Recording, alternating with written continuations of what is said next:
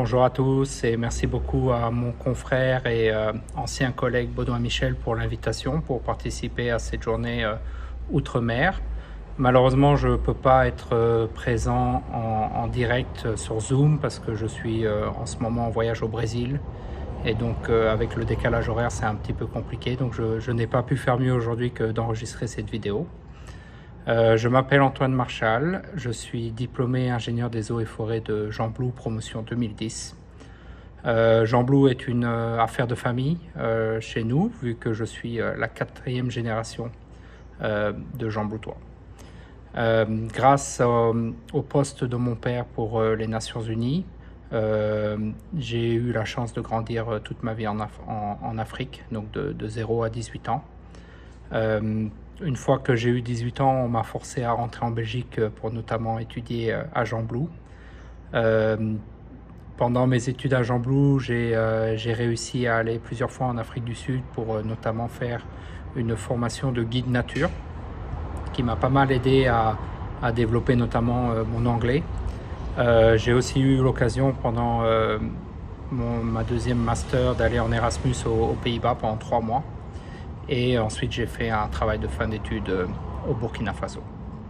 Une fois que j'ai fini mes études, je rêvais que d'une chose, c'était de retourner en Afrique. Et du coup, j'ai sauté sur une moto et j'ai traversé toute l'Afrique pour aller officiellement immigrer en Afrique du Sud, qui est maintenant mon pays de résidence. Là-bas, j'ai eu l'occasion de faire un diplôme en plus qu'on appelle dans le milieu anglophone un Honours Degree, qui peut être l'équivalent d'une Master 1 en gestion de la vie sauvage. Cela m'a permis de prendre un peu du recul, de prendre du temps pour notamment mettre en place un contrat de co-tutelle entre Jean Blou et l'université de Pretoria pour pouvoir faire un doctorat en co-tutelle entre les deux universités dans les deux pays. Donc l'année d'après, j'ai pu commencer un doctorat donc avec un double titre en sciences agronomiques et ingénierie biologique pour le côté de Jean Blou et un doctorat en zoologie pour le côté de l'université de Pretoria.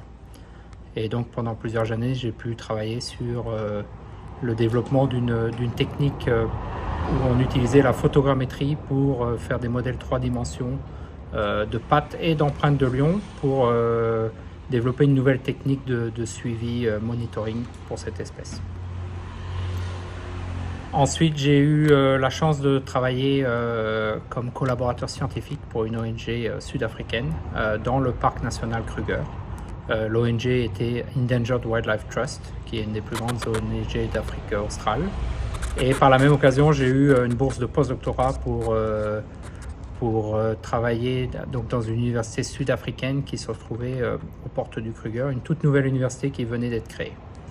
À l'issue de ce poste en tant que collaborateur scientifique et de ce postdoctorat, j'ai ensuite été au Congo-Brazzaville pour travailler pour African Park.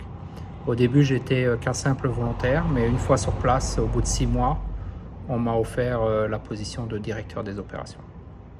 Et ça, je l'ai fait pendant 3 ans. Et ensuite, j'ai eu la chance de travailler, de trouver le poste que j'ai à l'heure actuelle, qui est avec Rainforest Trust. C'est une ONG américaine qui finance des partenaires, dont notamment African Park et Endangered Wildlife Trust, donc 2 des organisations pour qui j'avais travaillé.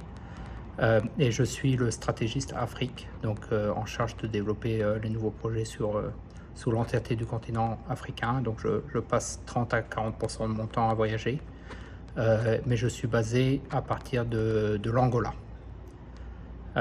Donc voilà, comme vous pouvez le voir, j'ai eu la chance d'avoir une expérience multiculturelle, notamment entre l'Afrique anglophone, l'Afrique francophone, mais aussi l'Afrique lusophone, et aussi multidisciplinaire, donc de la recherche à la gestion de parcs nationaux, et maintenant du côté des bailleurs avec ce travail pour une compagnie aux États-Unis.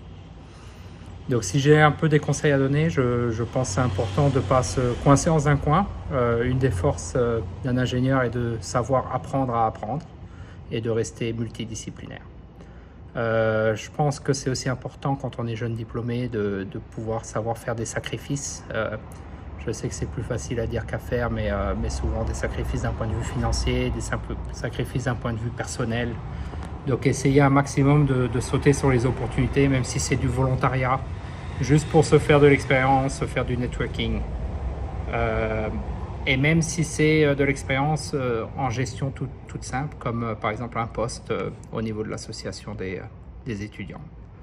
Donc garder les portes ouvertes. Je pense qu'on vit dans un monde d'opportunités.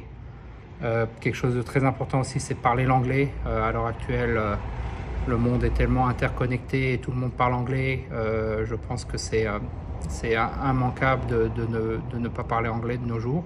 Et je crois même qu'il faut voir pour apprendre une autre langue. Donc moi-même à l'heure actuelle, je mets beaucoup d'efforts pour apprendre le portugais. Et je pense comme dernier conseil, garder un esprit ouvert et vraiment garder une vision multiculturelle du monde. Voilà, merci beaucoup et bonne suite avec cette journée.